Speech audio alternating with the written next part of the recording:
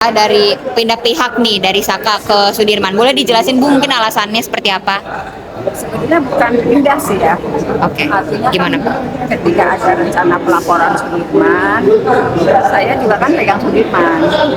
Misalnya kan secara emosional, secara ini, ya kan buat saya agak berat.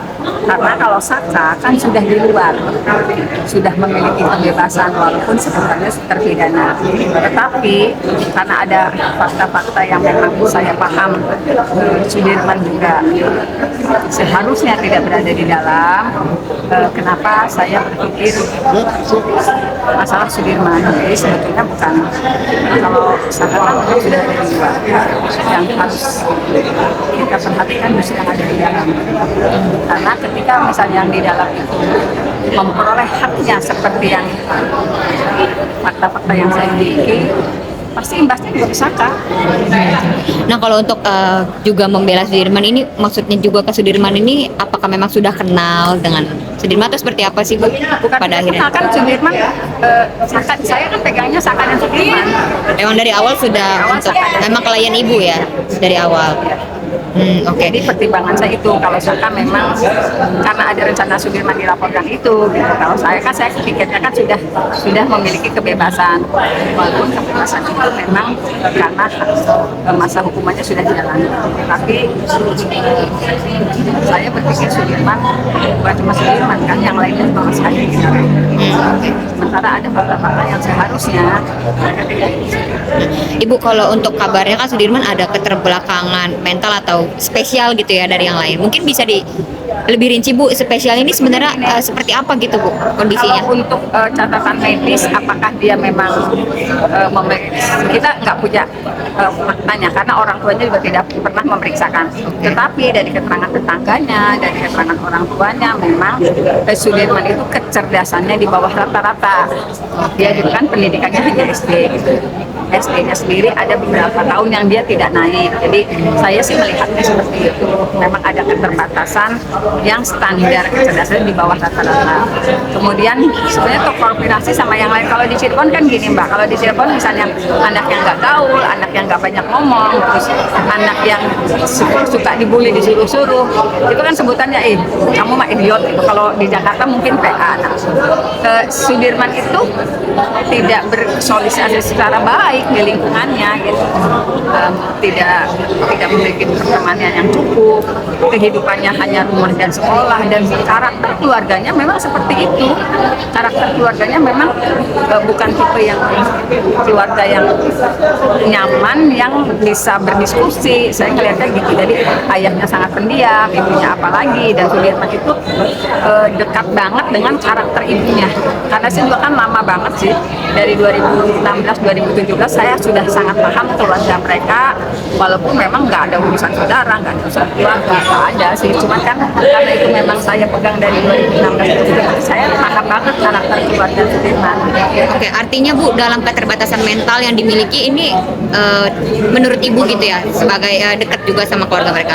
Mereka kalau bersaksi ini betul nggak, bisa divalidasi nggak atau nyata nggak? Maksudnya bisa dibedakan yang nyata dengan tidak gitu ya? Artinya gini, Sudirman itu sangat mudah mengatakan iya dalam kondisi yang tidak terlalu logis berpikir panjang. Dia sangat mudah mendapat tekanan. Saya sih ngelihatnya seperti itu. Sebetulnya waktu persidangan juga saya sempat mengajukan permohonan agar dia diperiksa oleh ahli gitu. Cuman memang ditolak oleh majelis hakim pada saat itu. Karena melihat saya ini kayaknya anak, apalagi saya juga informasinya dari keluarga-keluarganya. Artinya kalau Sudirman ini bersaksi bahwa semua terpidana di dalam memang tidak bersalah gitu ya, Ibu sendiri bisa membenarkan gitu, bisa meyakini atau mempercayai kesaksian dari klien Ibu sendiri, atau karena banyak dari alibi, dari keseharian Sudirman, dari ada di persidangan ada saksi yang mengatakan dia tuh anaknya baik, padahal saksi itu bukan saksi yang saya hadirkan loh. Saksi itu tidak saya hadirkan, tetapi dia merekomendasikan Sudirman itu anak yang baik, anak yang lebih sering berada di musola gitu. Nah itu kan terkonfirmasi ketika tadi itu kan ada keterangan napi yang menyatakan dia lebih sering berada di musola gitu.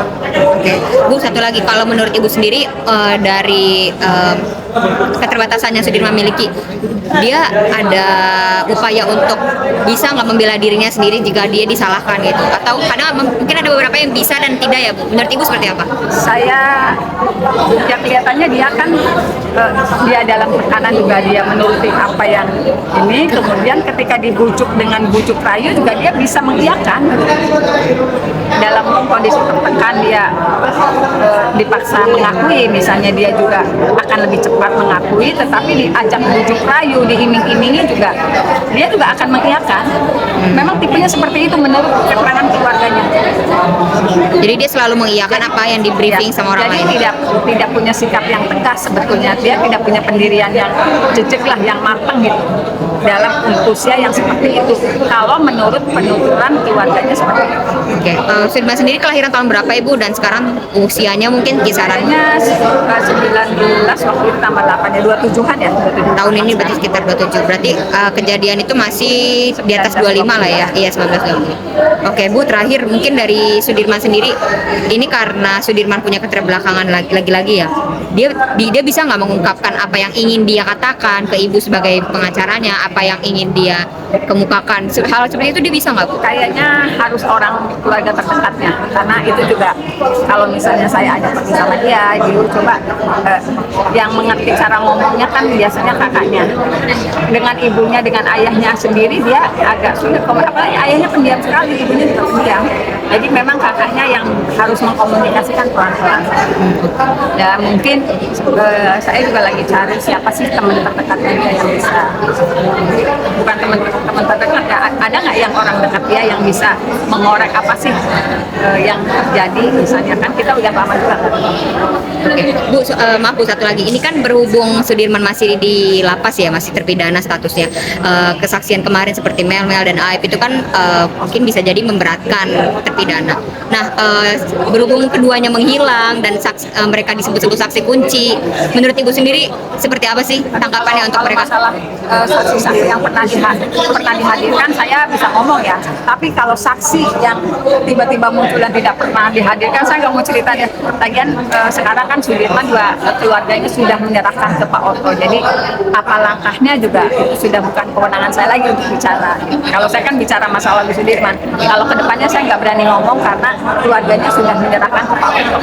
Menurut Ibu sendiri pantas nggak kalau mereka ini dilaporkan, soalnya ada pengacaranya yang ingin melaporkan mereka berdua berhubung kabarnya soal kesaksian palsu gitu Bu, menurut Ibu? Ini sebetulnya kalau dari fakta persidangan yang pertama mengakui itu menurut saksi itu adalah Jaya. Saya bicara fakta persidangan ya. Jaya ini siapa Bu? Jaya itu salah satu terpidana sekarang. Oh, iya, Karena sorry. Oke. waktu itu Aep yang tidak pernah dihadirkan di persidangan dalam BAP-nya sangat mengenali Jaya. Makanya itulah sebabnya ada video yang beredar yang pernah diperlihatkan saat persidangan. Jaya mengakui, walaupun belakangan kan ini kan pengakuan itu berdasarkan intimidasi. Tetapi kalau dari fakta persidangan yang mengakui pertama kali melakukan itu adalah Jaya. Kalau fakta persidangan menurut keterangan saksi ya, disinkronkan dengan keterangan AF, dia sangat mengenali Jaya yang memakai tensoka saat itu. Kalau sekarang masalah Sudirman kan cerita Saka saat ini gitu, yang kita justru tidak mendengar cerita Saka saat ini itu dulu di persidangan, karena kalau dulu kan di persidangan semua juga merasa dianiaya, kemudian di persidangan juga diungkapkan. Saya ngomongnya fakta persidangan aja. Bu, izin satu lagi, ini kan kabarnya kemarin Pak Rudiana diperiksa. Ada tanggapan Bu? Aduh, Mbak, saya nggak informasi apa-apa. Ya, makasih banyak Terima Ibu. kasih Bu.